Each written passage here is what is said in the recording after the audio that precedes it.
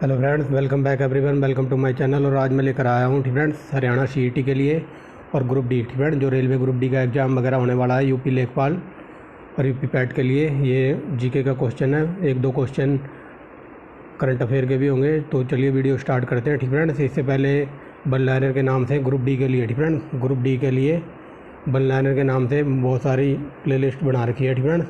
Group D बन liner के नाम से प्ले लिस्ट मिल जाएगी, वहाँ पर आपको A1 क्वालिटी का डाटा मिल जाएगा। अगर कोई हरियाणा सीईटी की तैयारी कर रहा है तो हरियाणा जीके के नाम से प्ले लिस्ट मिल जाएगी फ्रेंड्स, उसमें A1 क्वालिटी का डाटा अपलोड कराया गया है। तो चलिए वीडियो स्टार्ट करते हैं, थोड़ा तीव्र गति से चलेंगे फ्रेंड्स।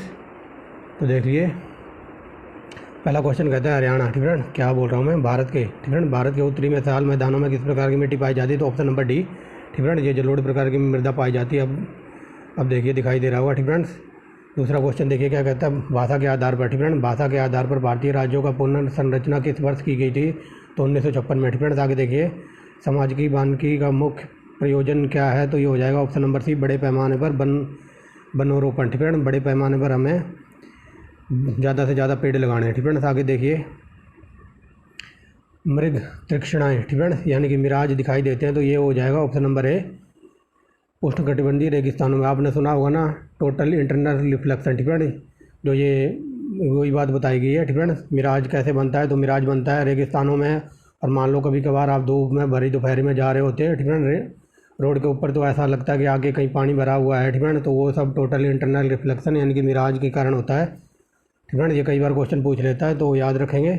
रेगिस्तानों में भी दिखाई देता है, खेतों क्या कहते हैं खेतों वगैरह में, और ये रोडों वगैरह पर देता है फ्रेंड्स। इसको हिंदी में कहते हैं प्रकाश का अपवर्तन फ्रेंड्स। तो ऑप्शन नंबर ए हो जाएगा। आगे देखिए उत्तरी गंगा के मैदानों से होकर बहती है, तो कौन सी नदी बहती है? ये हो जाएगी, क्या बोल रहा हूँ मैं फ्रेंड्स, ये है उत्तरी गंगा के मैदानों में गंगा नदी निम्न से होकर बहती है, तो ये हो जाएगा लखनऊ फ्रेंड्स। आगे देखिए पीर पंजाल श्रेणी वेरी वेरी मोस्ट इंपॉर्टेंट, तो ये जम्मू कश्मीर में है, कई बार पूछा है।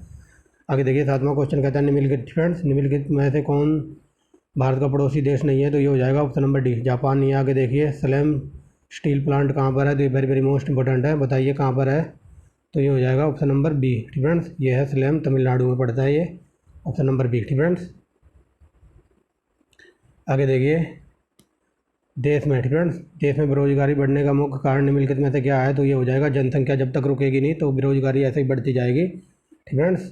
अब मान लो जनसंख्या बढ़ती जा रही है फ्रेंड्स, जब लोग पैदा होंगे तो फिर बेरोजगारी बढ़ेगी। अब उनको रहने के लिए घर चाहिए, घर कैसे बनेगा? तो ये जंगलों को काटना पड़ेगा, पेड़ों को काटना पड़ेगा, वहाँ उनके लिए घर बनाने हैं, फिर उनको खाने के लिए खाना भी चाहिए, फिर उनको नौकरी भी चाहिए। तो यही बात बताई जा रही है कि बेरोजगारी का प्रमुख कारण है हमारे देश की जनसंख्या। आगे देखिए समानता का अधिकार भारतीय नागरिकों को के लिए सुनिश्चित किया गया है, तो ये हो जाएगा ऑप्शन नंबर सी, सामाजिक धार्मिक और राजनीतिक समानता फ्रेंड्स। याद रखेंगे 10वें का, ये very very most important question है फ्रेंड्स। 11वां क्वेश्चन देखिए क्या कहता है, संसदीय तंत्र निम्नलिखित में से वास्तविक कार्यपालिका कौन है? तो ये हो जाएगा ऑप्शन नंबर डी फ्रेंड, वास्तविक कार्यपालिका कौन है? तो ये है मंत्रिपरिषद। आगे देखिए 12वां क्वेश्चन क्या कहता है, संसदीय तंत्र का वह व्यक्ति प्रधानमंत्री चुना जाता है जो निम्न में से नेता हो फ्रेंड, निम्न में से किसका नेता हो? तो निम्न सदन में बहुमत दल फ्रेंड, निम्न सदन यहाँ पर यानी कि लोकसभा में जो बहुमत प्राप्त करता है उसको प्रधानमंत्री चुना जाता है फ्रेंड्स। आपने देखा होगा जो प्रधानमंत्री वगैरह चुना जाता है तो लोकसभा में जो बहुमत जो हासिल होता है जिस पार्टी को, तो उसी पार्टी का नेता चुना जाता है, ऑप्शन नंबर बी। आगे देखिए भारत में न्यायपालिका है, तो ये हो जाएगा स्वतंत्र फ्रेंड्स। आगे देखिए वातावरण में संघनन फ्रेंड्स, कंडेंसेशन की बात हो रही है। वातावरण में संघनन तब होता है जब क्या होता है, तापमान औसांक तक पहुंच जाता है फ्रेंड्स।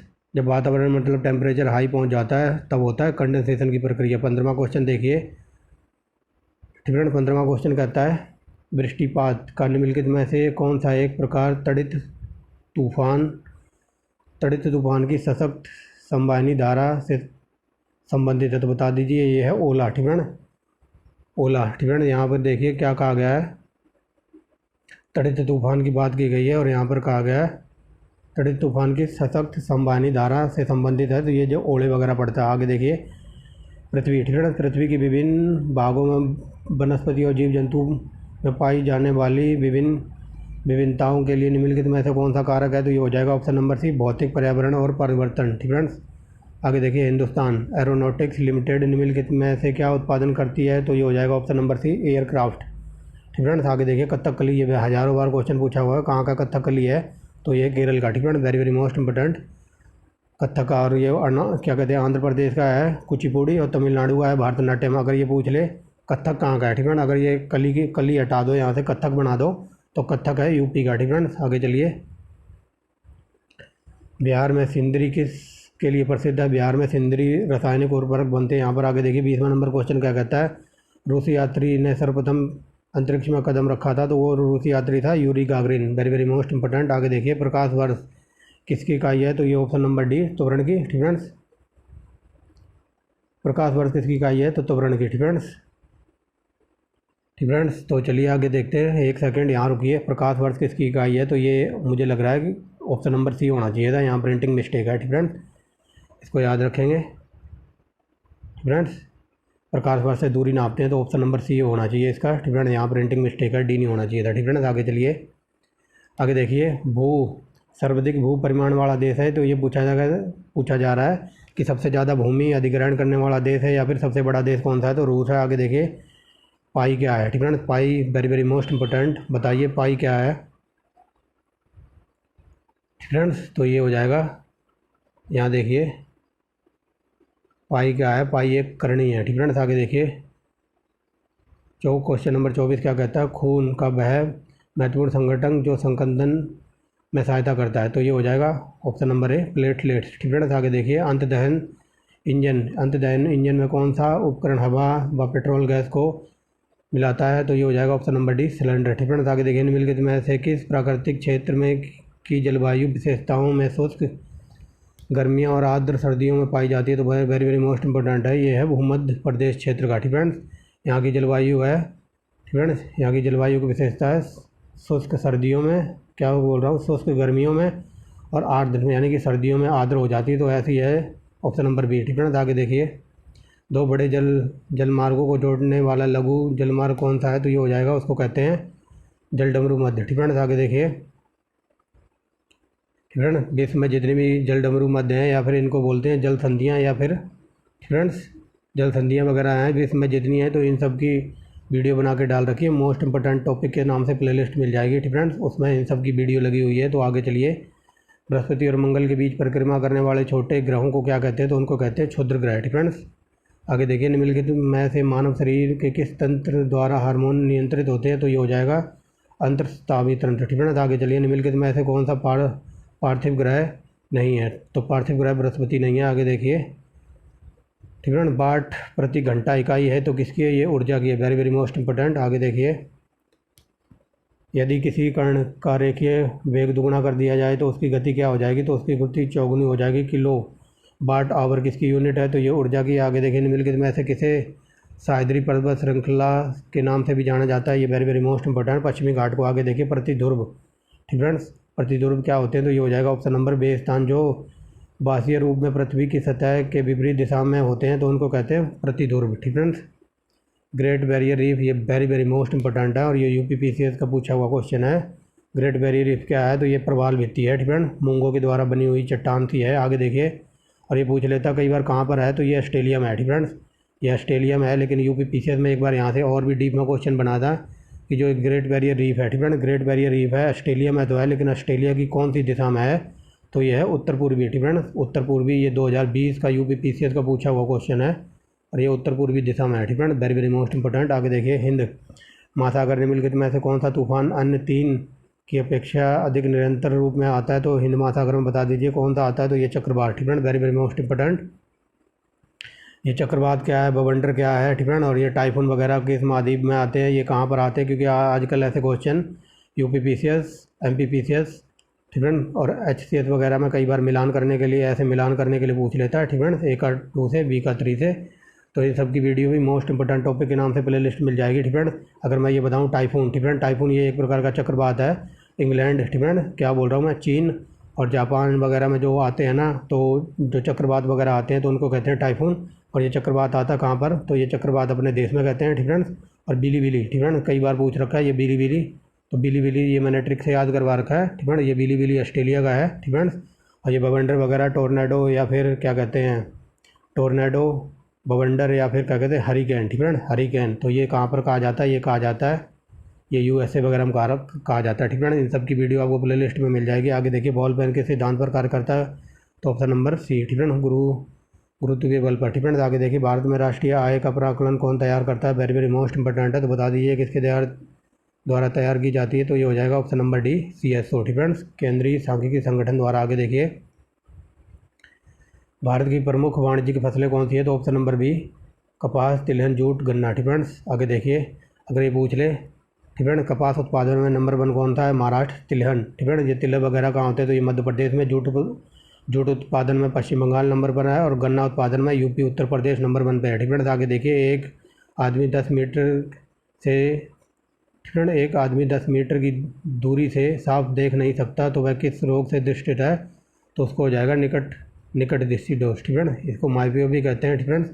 मान लो एक बंदा है, उसको 10 मीटर की दूरी पर भी साफ दिखाई नहीं दे रहा, तो उसको कहेंगे निकट दृष्टि दोष है इसे, और मायोपिया भी कहते हैं, ठीक है। अगर ये पूछ ले निकट दृष्टि दोष के लिए कौन सा लेंस प्रयोग किया जाता है, तो इसके लिए अवतल, ठीक है, अवतल लेंस। ऐसे बोलो ना, निकाट, आपकी आवाज़ आ रही है ना, तो ठीक है, यानी कि अवतल, आते बनेगा अवतल, समझ गए होगे। आगे चलते हैं, ठीक है ना। ये ऐसे क्वेश्चनों की बात कर रहा हूँ, ऐसे क्वेश्चन हज़ारों बार मिलान करने के लिए पूछ लिए जाते हैं, तो बता दीजिए, ठीक है।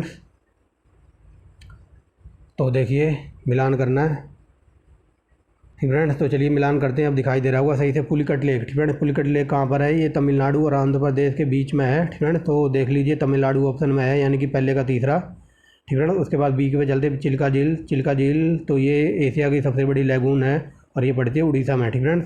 3 के बाद ये आएगा 1, ठीक है। उसके बाद बूलन, ठीक है।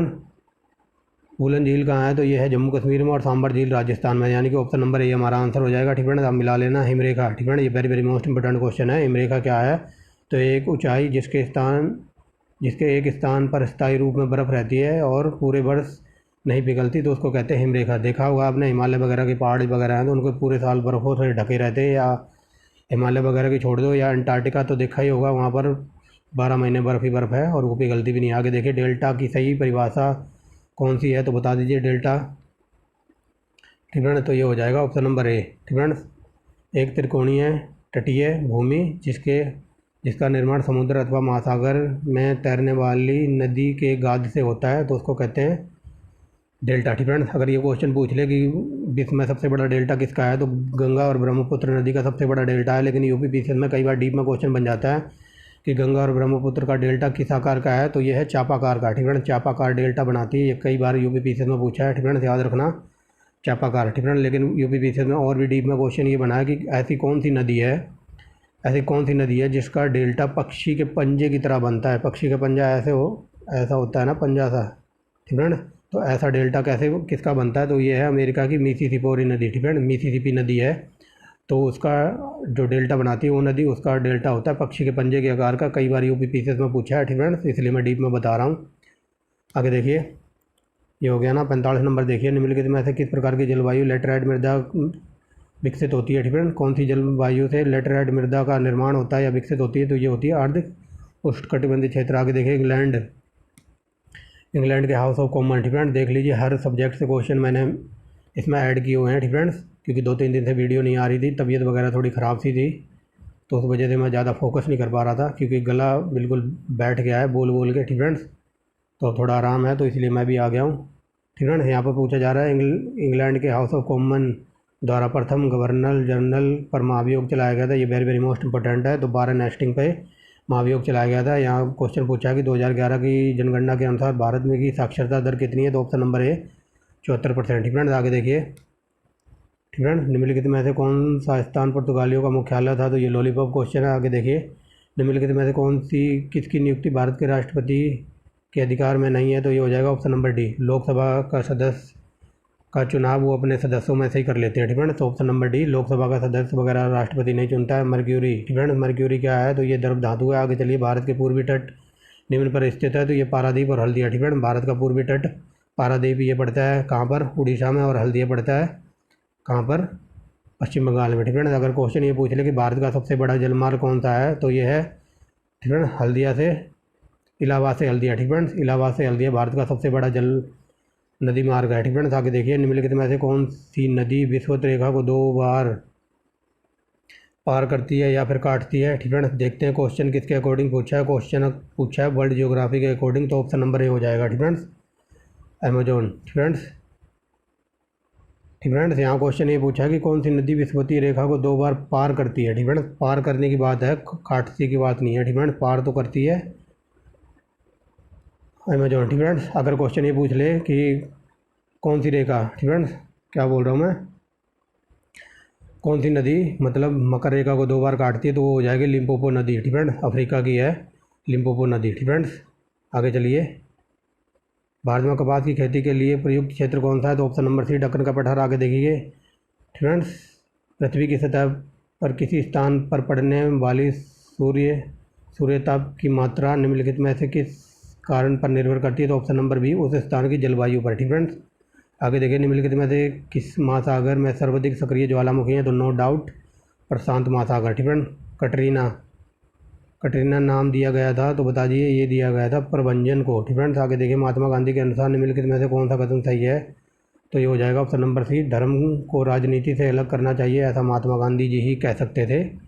बाकी आजकल तो आप देख ही रहे होंगे, हर दिन धर्म के नाम पर राजनीति होती है। आगे देखिए उष्मा का वैद्युत ऊर्जा में परिवर्तन करने का प्रयोग किया जाता है, तो ये हो जाएगा ऑप्शन नंबर डी थर्मोप्लाक से। आगे देखिए निम्नलिखित में से कौन सा लार का लाभ नहीं है। ठीक फ्रेंड्स, लार का लाभ नहीं है, तो ये हो जाएगा, बताइए, ये हो जाएगा ऑप्शन नंबर बी। ठीक फ्रेंड्स, यह शरीर में आरबीसी की वृद्धि करती है, तो ऐसा कुछ नहीं है। ठीक फ्रेंड्स, ठीक है, शरीर में आरबीसी का लार से कुछ भी लेना देना नहीं है। आगे देखिए माउंट एवरेस्ट पर चढ़ने वाली सबसे युवा भारतीय कौन थी, तो ये हो जाएगा option number C Arjun Vajpayee. Taj Mahal बहुत दुष्प्रभावित होता है, तो ये किससे होता है, तो ये होता है अमल वर्षा से। ठीक है, कई बार पूछा है क्वेश्चन। आगे देखिए वेरी वेरी मोस्ट इंपॉर्टेंट है। ठीक फ्रेंड्स, अगला देखिए भारत में, ठीक है, क्या बोल रहा हूँ मैं, वायु में हाइड्रोजन जब जलने लगती है तो क्या पैदा होता है, तो ऑप्शन नंबर बी हाइड्रोजन जब जलेगा तो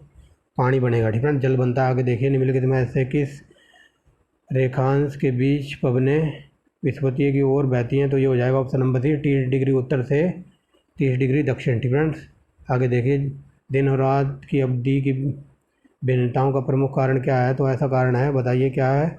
एक तो है पृथ्वी अपने अक्ष पर घूम रही है, इसकी वजह से दिन रात होता है, और दूसरा कारण देखिए फ्रेंड्स इसका 66.5 डिग्री का कोण की ओर झुकाव होना। ठीक है, तो ये 2 कारण है, तो ऑप्शन नंबर हो जाएगा हमारा आंसर। ठीक फ्रेंड्स, ऑप्शन नंबर हो जाएगा ए और सी। ठीक फ्रेंड्स, आगे देखिए वायुमंडल में आर्द्रता। ठीक फ्रेंड्स,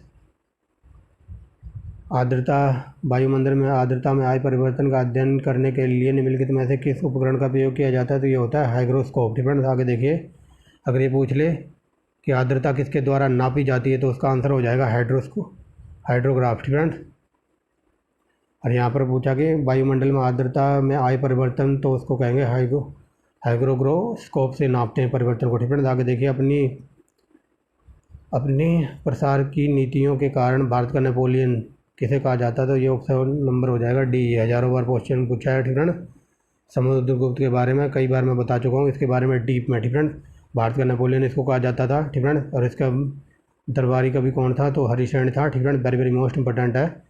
ठीक है, और कई बार क्वेश्चन ये पूछ लेता है कि इसका अभिलेख वगैरह कहाँ मिला है, तो इलाहाबाद। ठीक है, इलाहाबाद में इसका अभिलेख वगैरह मिला है, और इसको ठीक है ये वीणा बहुत बजाता था, और इसको सिक्कों पर वीणा बजाते हुए प्रस्तुत किया गया है। ठीक है, कई बार क्वेश्चन पूछ लेता है कि किस राजा को या किस शासक को सिक्कों पर वीणा बजाते हुए दर्शाया गया, तो वो था समुद्रगुप्त। आगे देखिए पश्चिम बंगाल में रानीगंज का संबंध किससे है, तो ये हो जाएगा कोयला क्षेत्र। ठीक है, कोयला क्षेत्र का संबंध रानीगंज से है। आगे देखिए उपभोक्ता प्रभुत्व का अर्थ क्या है, तो ऑप्शन नंबर ए उपभोक्ता अपनी आय को अपनी इच्छा अनुसार व्यय करने के लिए स्वतंत्रता है। ठीक है, आगे देखिए तम्बाकू का धुआं स्वास्थ्य के लिए हानिकारक है, क्योंकि इसमें क्या होता है, तो इसमें होता है निकोटीन। ठीक है, निकोटीन होता है तम्बाकू में। अगर कॉफ़ी में पूछ ले क्या होता है, तो ये आप कमेंट बॉक्स में बताएंगे। ठीक है, कॉफ़ी में क्या होता है और चाय में क्या होता है। ठीक है, आरबीसी का कब्रिस्तान, ये हज़ारों बार क्वेश्चन पूछा गया है। ठीक है, तो कहते हैं प्लीहा को। ठीक है, आगे देखिए भारत में अधिकांश क्षेत्र का दर्जा, ठीक है, डोमिनियन स्टेट किस को मिला हुआ है, ये पूछा जा रहा है। भारत में अधिकांश क्षेत्र का दर्जा यानी कि डोमिनियन स्टेट किस तारीख को मिला था, तो ये मिला था, बता दीजिए। ये हो जाएगा ऑप्शन नंबर डी। ठीक है ना, यहाँ पर डोमिनियन स्टेट का देख कर घबराना नहीं है। ठीक है, क्वेश्चन सिंपल वे में ये पूछा जा रहा है कि भारत को आज़ादी कब मिली थी। ठीक है, तो ये मिली थी 15 अगस्त 1947 को। ठीक है, ऐसे क्वेश्चन एग्जामिनर थोड़ा डीप में लैंग्वेज चेंज करके पूछ लेता है, तो आपको घबराना नहीं है। आगे देखिए, निम्नलिखित में से किस स्थिति में स्वेच्छाचारी शासन संभव है। तो ये हो जाएगा ऑप्शन नंबर ए, एक दलीय राज्य। ठीक है, आगे देखिए, शंकुधारी वन उस क्षेत्र में पाए जाते हैं जहाँ पर ऑप्शन नंबर ए वर्ष भर वार्षिक औसतन तापमान न्यूनतम रहता है और सर्दियों में बहुत लंबी होती है। ठीक है, तो ये हो जाएगा शंकुधारी वन पाए जाते हैं वहीं पे। ठीक है, ऑप्शन नंबर ए है। आगे देखिए, भूमध्य सागरीय में जलवायु किसकी खेती के लिए उपयुक्त है। तो वेरी वेरी मोस्ट इंपॉर्टेंट, ये कई बार क्वेश्चन यूपीपीएससी को पूछा है। तो ये फलों के लिए हो। ठीक है, फलों के उत्पादन के लिए भूमध्य सागरीय जलवायु बहुत ही इंपॉर्टेंट है। लेकिन कई बार ये भी पूछ लेता है खट्टे फलों के लिए कौन सी जलवायु है। तो भूमध्य सागरीय जलवायु उसी का नाम है। ठीक है, आगे देखिए, यहाँ पर पूछा जा रहा है भारत के स्थायी अनुसंधान केंद्र दक्षिण गंगोत्री स्थित है। तो ये अंटार्कटिका में कई बार पूछा है। ठीक है, आगे देखिए, एक सेकेंड। ठीक है, आगे देखिए, सौरमंडल में विचरण करने वाले धूमकेतु वे खगोलीय पिंड होते हैं, एक द्विवृत्ताकार अथवा हाइपरबोलिक कक्षा में एक चमकती पूंछ पिंड होते हैं। ठीक है, यहाँ पर धूमकेतु के बारे में पूछा जा रहा है। ठीक है, वे खगोलीय पिंड कौन से होते हैं। तो एक द्विवृत्ताकार अथवा हाइपरबोलिक कक्षा में एक चमकदार पूंछ वाले पिंड होते हैं और इनकी पूंछ हमेशा, कई बार ये क्वेश्चन पूछ लेता है कि धूमकेतु की पूंछ किस दिशा में होती है। तो सूर्य की तरफ होती है। आगे देखिए, कार्ल मार्क्स निम्नलिखित में से किस देश के थे। तो ये जर्मनी के थे। आगे देखिए, फ्रेंड्स, निम्नलिखित में से मूल अधिकारों का संरक्षक कौन है। तो ये हो जाएगा न्यायपालिका। फ्रेंड्स, आगे देखिए, सरकारी आयोग निम्नलिखित में से किस कार्य के लिए बनाया गया था। तो ये हो जाएगा केंद्र राज्य संबंध के लिए। हिमालय क्या है। तो ऑप्शन नंबर ए एक बलित पर्वत है। फ्रेंड्स, आगे देखिए, हमारी दृश्य क्षमता को कम कर देने वाली धुंध सामान्यतः कब उत्पन्न होती है। ठीक है, तो बता दीजिए धुंध कब बनती है। तो ये हो जाएगा ऑप्शन नंबर इसका है सी। ठीक है,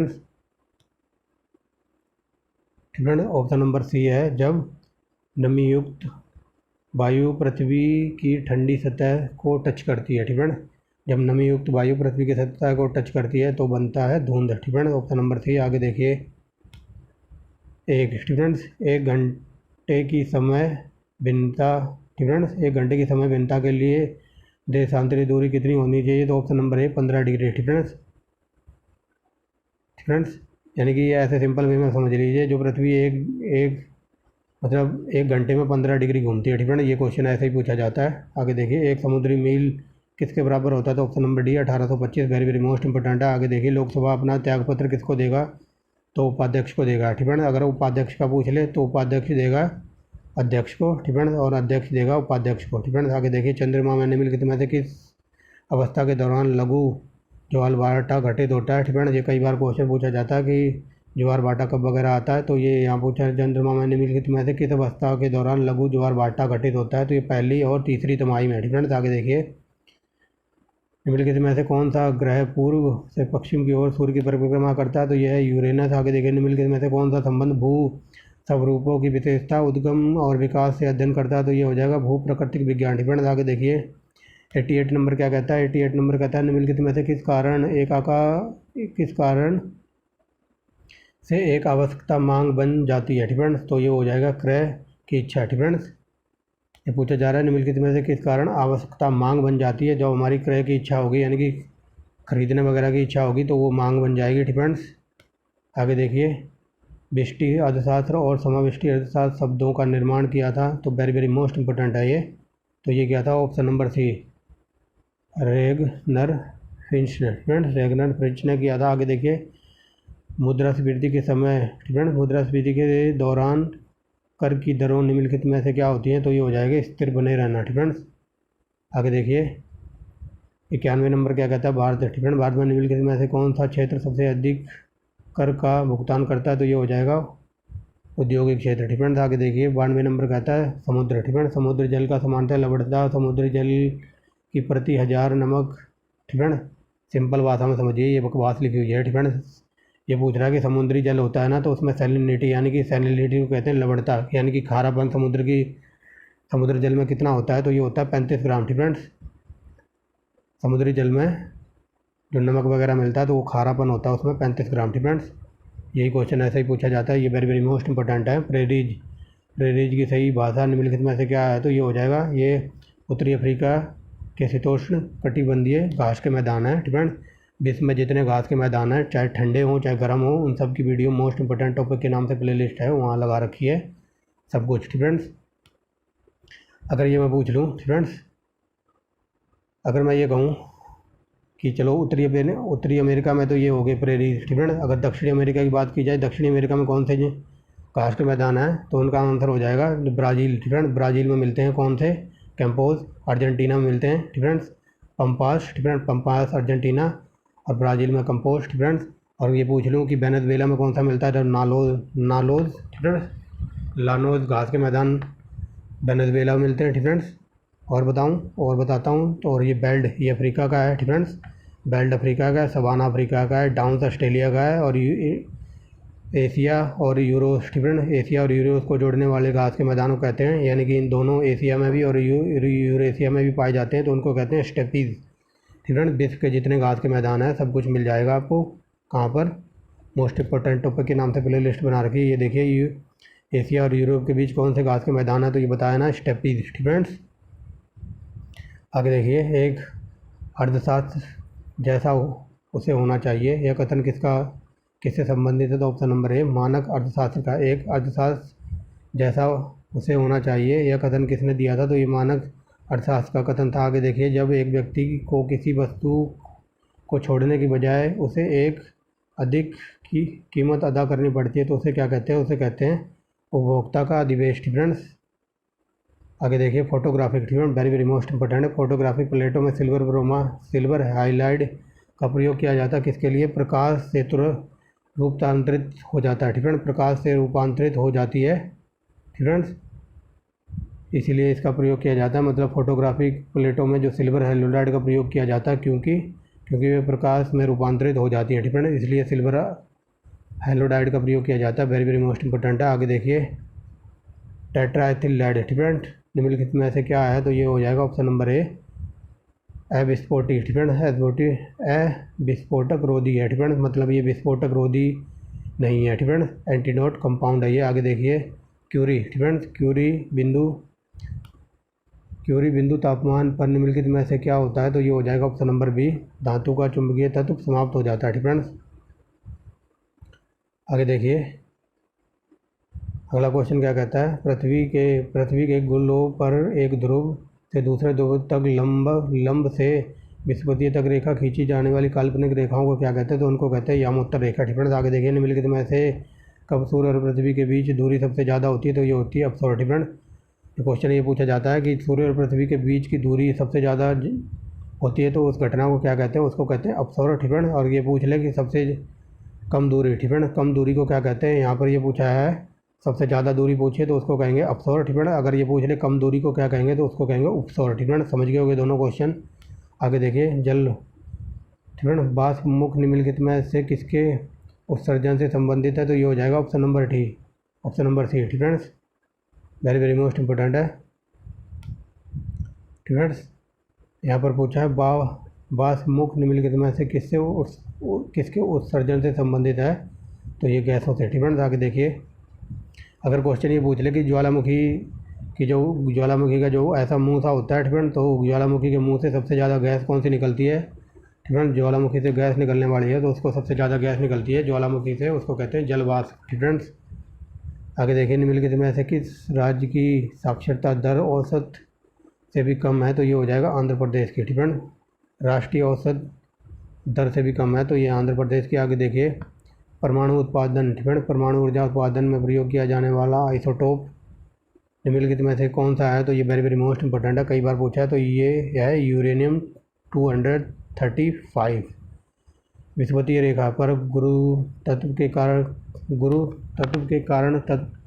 त्वरण। ठीक है, ये पूछा जा रहा है, विषुवतीय रेखा पर गुरु तत्व के कारण त्वरण ध्रुवों पर त्वरण की अपेक्षा कम होता है। ठीक है, आगे देखिए, निम्नलिखित में से कौन सा एक न्यूक्लियॉन नहीं है, तो न्यूक्लियॉन नहीं है, ये है पोजिट्रॉन। ठीक है, आगे देखिए, सीसा। ठीक है, वेरी वेरी मोस्ट इंपॉर्टेंट है, सीसा पेंसिल। ठीक है, ये पूछा जा रहा है, जो पेंसिल के अंदर वो काला सा सिक्का होता है, तो वो ग्रेफाइट का बना होता है। ठीक है, सिंपल भाषा में समझिए। आगे देखिए, फिक्सन कोण और रिपोज कौन निम्नलिखित में से किस रूप में नहीं हो, किस रूप में होता है तो ये बता दीजिए। फिक्सन कौन और रिपोज कौन से रूप में होता है तो ये हो जाएगा एक दूसरे के समानुपातिक। ठीक है, आगे देखिए। कंप्यूटर के प्रोसेसर की गति निम्नलिखित में से किससे में नापी जाती तो ये हो जाती है। ठीक है, कंप्यूटर के प्रोसेसर की गति मापते हैं हर्ट्ज में। ठीक है, आगे देखिए।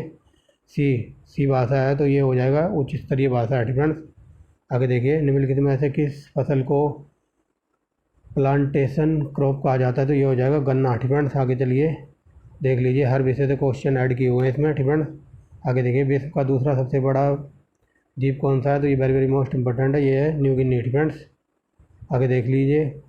अगर पहला पूछ ले तो पहला है ग्रीनलैंड। ठीक है, आगे देखिए।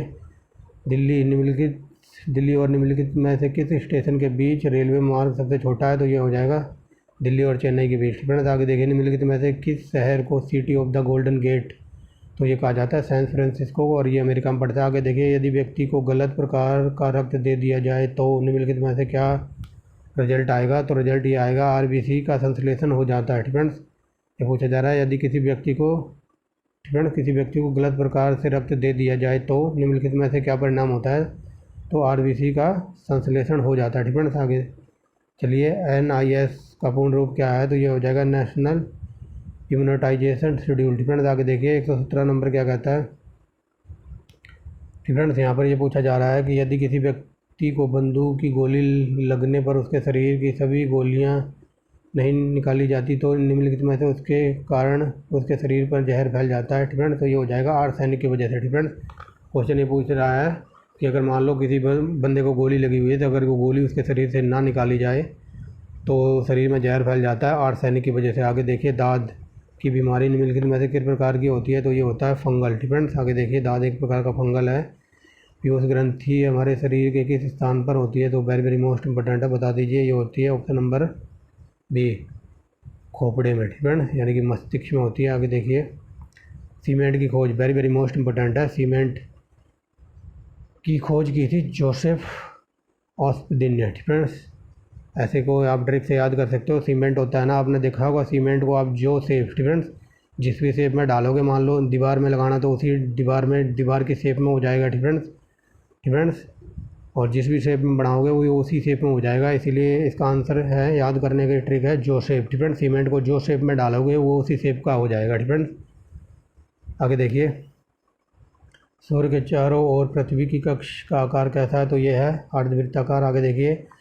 सर्वाधिक कोटि में कुकिंग कोल कहाँ से प्राप्त किया जाता है तो ऑप्शन नंबर डी, झरिया। ठीक है, आगे देखिए। गुजरात भारत में नमक उत्पादन का सबसे बड़ा उत्पादक क्यों है। ठीक है, तो ये हो जाएगा गुजरात में उथले समुद्र का सर्वाधिक क्षेत्र है। ठीक है, यहाँ पर इसलिए नमक का भंडार बहुत ही है। आगे देखिए। निम्नलिखित में से किस देश में विश्व का सबसे ऊंचा झरना है तो ये लॉलीपॉप क्वेश्चन है, वेनेजुएला। ठीक है, ट्रिप्स और टिम्स पद संबंधित हैं तो ये हो जाएगा WTO से। ठीक है, आगे देखिए। WTO की स्थापना हुई थी 1 नवंबर 1995 को। डिफरेंस 1995 में इसकी स्थापना हुई थी। डिफरेंस आगे देखिए। राष्ट्रपति का अध्यादेश कितनी अवधि तक लागू रहता है तो 6 महीने तक। आगे देखिए। बिना आराम चलने वाली पहली वातानुकूल रेलगाड़ी दुरांतो निम्नलिखित में से किस स्थानों पर चलाई गई है तो ये हो जाएगा ऑप्शन नंबर ए। ठीक है, यह सियालदह से नई दिल्ली। ठीक है, सियालदह से नई दिल्ली के बीच जो रेलगाड़ी चलती है दुरांतो। ठीक है, आगे देखिए। निम्नलिखित में से किस फसल को प्रति हेक्टेयर सर्वाधिक जल की आवश्यकता होती है तो ये हो जाएगा गन्ना। आगे देखिए। निम्नलिखित में से किस बांध में ऊर्जा का उत्पादन सिंचाई के लिए सर्वाधिक मात्रा में होता है तो ये हो जाएगा गांधी सागर। आगे देखिए। पृथ्वी का ध्रुवीय व्यास विषुवतीय व्यास से कितना कम है या फिर छोटा है तो ये हो जाएगा 80 किलोमीटर। आगे देखिए। पृथ्वी की विषुवतीय रेखा के स्थानों पर सूर्य की किरणें सर्वाधिक गर्म होती हैं तो ये कहाँ पर होती हैं तो ये हो जाएगा, ये हो जाएगा ऑप्शन नंबर सी है हमारा, यानी कि पृथ्वी की सतह पर सूर्य की किरणें सीधी पड़ती हैं, सूर्य से उसकी दूरी बहुत कम होती है तो इसलिए ऑप्शन नंबर सी। ठीक है, आगे देखिए।